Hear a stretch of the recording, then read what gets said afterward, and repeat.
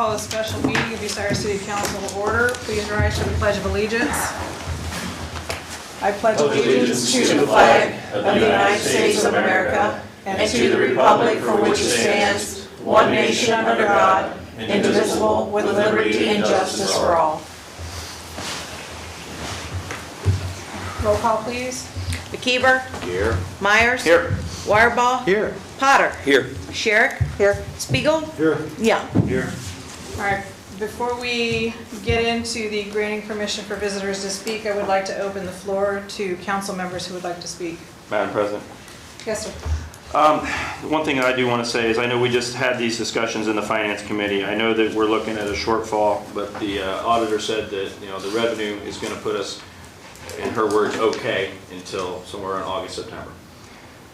We've asked for legislation to put forth an additional safety forces levy on in the spring, in May. The Finance Committee put forth a request for legislation to reduce the income tax credit. Here's the thing, at this point, and Ms. Sherrick brings up this point as well, there's no need to take that money yet until we find out if, because the whole reason we had this discussion, initially we were told this had to be done at the start of the year. Now it's come to light, now it can be done mid-year. If the levy, if the levy fails, well then this might be a thing that we have to do to make our ends meet. But until that point, why are we going through that hassle to take away a credit that if the levy passes, we're going to give the credit back?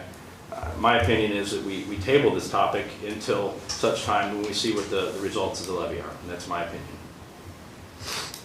That's, my thought is, you know, if we had to do this, we wait and see. If the people speak and say, yeah, we're going to do this levy and all that money's going to exactly where it needs to go versus when we take the tax credit, that goes everywhere. It doesn't go straight to safety forces. If 1,700 plus people are the ones that we're asking to cover this shortfall, I think those 1,700 people would feel a hell of a lot better if we were spreading that around all 6,000 of us that are paying evenly. That's my opinion, and that's where I'm going to vote. I don't agree with that. If we were to have the levy fail, we could take in the full tax credit of the 2% for the rest of the year and make the exact same amount as if we did the 1% now. So why would we wait and see? Because if so, we're not hitting one specific group of people. It's the entire community gets to step up. But that's a stopgap. The first middle of the year is where the budget's at right now. After that, But all this starts in July. okay, I don't think it's going to last till July. That's all right. I think we need to be proactive rather than reactive. So do I. We've always been reactive, but Wait till we're out of money and then, you know, we haven't been proactive with, I'm gonna get on my soapbox again. We haven't been proactive with annexation, and here it bites us in the butt, you know. There's $500,000 out there every year after year after year, and I've been harping on this for 10 years, you know. And nobody wants to do anything about it. Wait till we're flat broke. So, but that's just my opinion. mine too. Anybody else?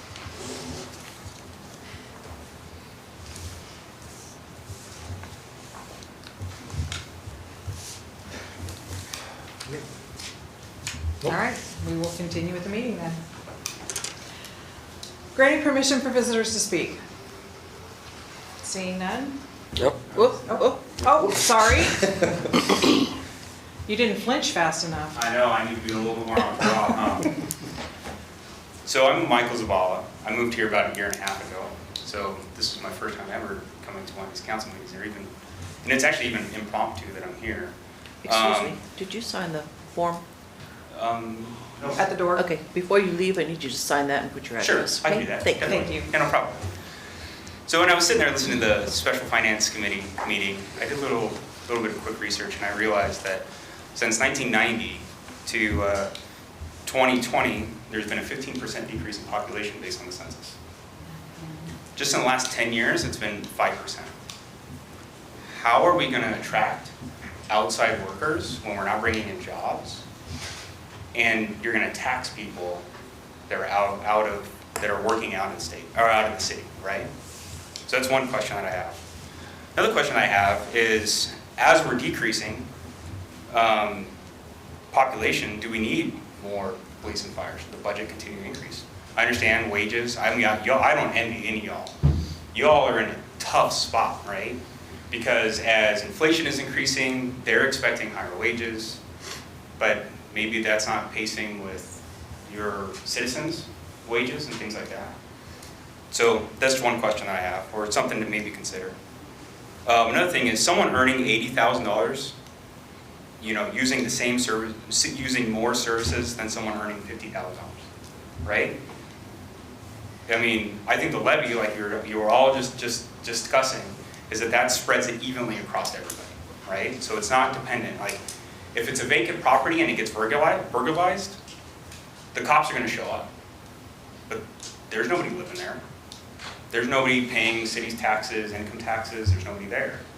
But if it catches on fire, fire shows up, right? So just some additional things. The other question that I have, or something for y'all to consider, is like, what is the vision for Bucyrus, Ohio? I mean, the population is decreasing, employers aren't coming here. I'm not even 100% sure a year and a half ago why I moved here. So, just something for y'all to consider. Thank you. Okay. Thank you. I would like to reply to his question, what is the vision for Bucyrus? We outsource our economic development for $50,000 a year to the economic, or the partnership up here, which I'm not saying is not doing a good job, but because we have a new director and I'm having hopes for him, and I hope this pans out. But previously, for the 10 years before or 7 years before, I didn't see anything, but I'm hoping that we will start to see our money's worth. But that is our vision. If you're interested in that, I think it's the partnership 2030 now, isn't it? It's the Crawford County Partnership for Economic Development, CCEEDP. Yeah, so you can check that out. So we do have a vision, but it's farmed out to them, so. And if I may, to answer another question you have, the reason for the increased expenses for salaries and police and fire, number one, our fire department took on EMS last year, not just for the city of Bucyrus, but for 4 other townships, which brings in some additional revenue, so that increases the manpower that's needed. And the manpower on the fire department is directly going to correlate with the ISO Insurance Services Office's, the fire class rating that you're paying on your homeowner's insurance. So if we were to say, well, we're going to cut our staffing down, well, you're going to pay more for your homeowner's insurance. Businesses, large businesses, are going to have an astronomical effect on their insurance versus where we might see a $200 change on our houses.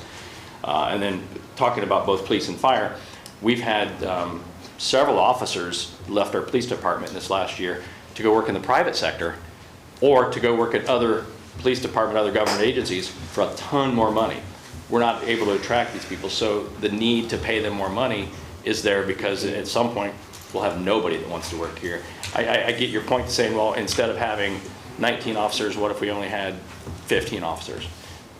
But what if we went from 19 to 0?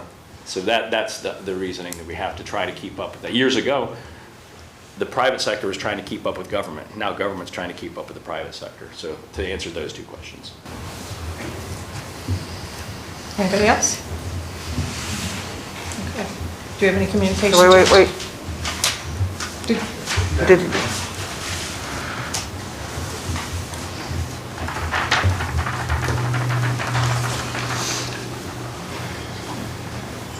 Good evening, Tom Hare, 403 East Irving Street. Can you guys explain to me what this tax levy is you guys want to do and how it's gonna, because I hear, sounds like you guys are still gonna want to remove the reduction for right now, at least some of you, and then if the levy passes, put the reduction back, which sounds like to me is, if the rest of the people in Bucyrus go, hey, the out-of-town workers got it, we don't have to worry about it, and don't raise my taxes, it's gonna go right back on the same 1,800 people. And that's gonna almost double my tax bill, which my wife and I have decided we're leaving town if that's the case. Because I can move for the same house price to Delaware and pay less in taxes overall. So that's the plan that's coming to me. I'm already driving 45 minutes. If I can drive 10 minutes and not pay double taxes, that's what's gonna happen.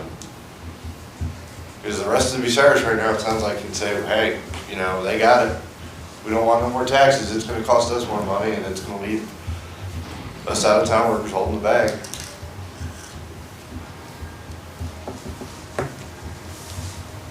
Jenny? Yeah, go ahead.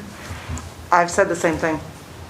I do not understand why this is an immediate, let's hit people while they're down in the first place. People are being forced to work out of town to be able to live a decent life. We don't have the jobs here with the income. Right now, Timken is hiring for an electrician, which is the same job I do. Their hiring wage is $27 an hour. That's $10 an hour less than anybody else in the surrounding area. I've turned down jobs in this community because they don't pay enough, nowhere near enough.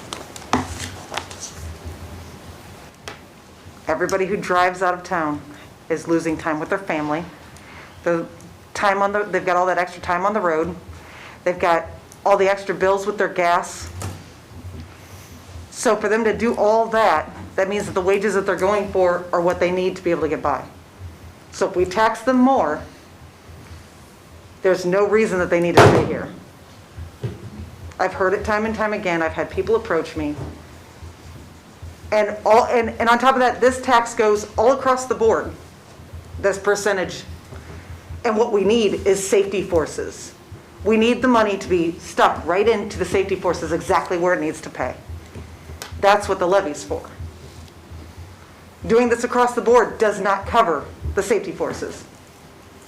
It covers You mean the percent reduction? the percent reduction. It goes into the general fund, it doesn't go to safety forces directly, is what you're saying? And it has to be divided up. I mean, Right. it can't all go. Some goes to streets Right. where we can't move it elsewhere. If the part that goes to the general fund could be moved to safety forces. The street part cannot be. Right. So even that 1% is only 0.5% basically. So if you do the levy Yep. and not the reduction, then the whole community as a whole. It's putting Chips all the in. money where it should be going. Where it needs to Absorbs the go. burden. Exactly where it needs to go. Thank you. Thank you. Thank you. Anybody else?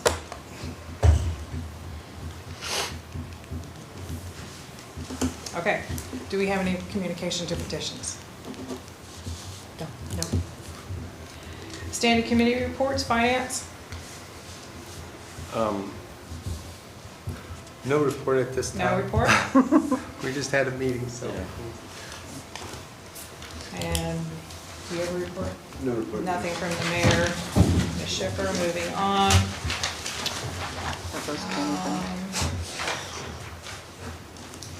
Consideration of proposed legislation for the first time.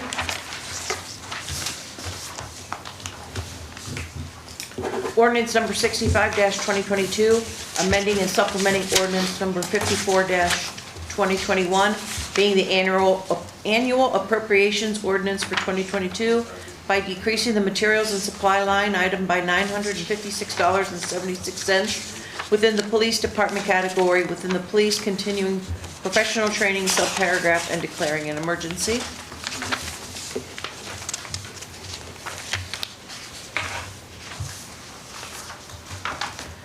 And ordinance number 67-2022, an ordinance amending and supplementing section 189.081 of chapter 189 income tax effective January 1st, 2016 of Title IX taxation of Part 1 Administrative Code of the codified ordinances of the city of Bucyrus, Ohio.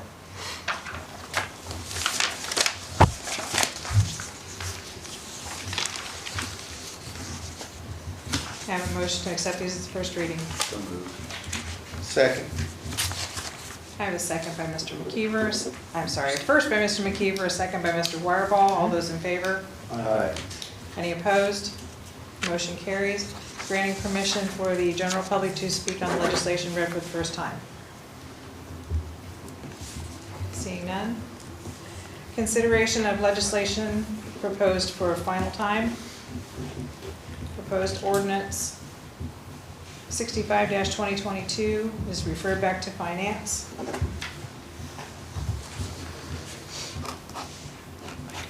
So yeah, it's okay. Okay, and proposed ordinance 66-2022 referred back to finance. That one didn't come out. No, That that's such right, thing. that one's out, sorry. Mhm. That was my bad. I missed marking that one out. Okay, Refer back to originating committee for the 65-20. yeah, I already did that. Okay. Committee report on pending legislation, finance. Finance is favorable to ordinance 65-2022 appropriation reduction. Right. Do we have, is the other one? No, the other one we Okay. just read for the first time. Okay. Oh, that's Uh-uh. right. No, we didn't. What? It didn't come out of committee. The other one that's listed didn't come out of committee. 66 came from that committee, good. Right, The other one did. the 67. 67 did, but 65 was or Right. That was the first reading Right, of it. that was. But it was first only reading. one reading. Yeah. So that's not even listed further. No. Doesn't have to be. All right, further consideration of pending legislation 65-2022. For the second and third readings of proposed ordinance 65-2022, do I hear a motion to suspend the rules, waive the readings of the caption and text, and declare an emergency? So moved? Second. I have a motion by Mr. Myers, a second by Mr. McKeever. Myers? Yes. McKeever? Yes. Wireball? Yes. Potter? Yes. Sherrick? Yes. Spiegel? Yes. Yeah. Yes. Do I hear a motion to adopt proposed ordinance 65-2022? So moved? Second. I have a motion by Mr. Myers, a second by Mr. Spiegel. Myers? Yes. Spiegel? Yes. Young? Yes. McKeever? Yes. Wireball? Yes. Potter? Yes. Sherrick? Yes. Ordinance 65-2022 is duly adopted. Do we have any old or unfinished business? Any new or miscellaneous business? We have no referrals. I will entertain a motion to adjourn. So moved. I have a motion by Mr. Myers, a second by Mr. McKeever. All those in favor? Aye. Any opposed? We're adjourned at, 5:09. thank you, 5:09.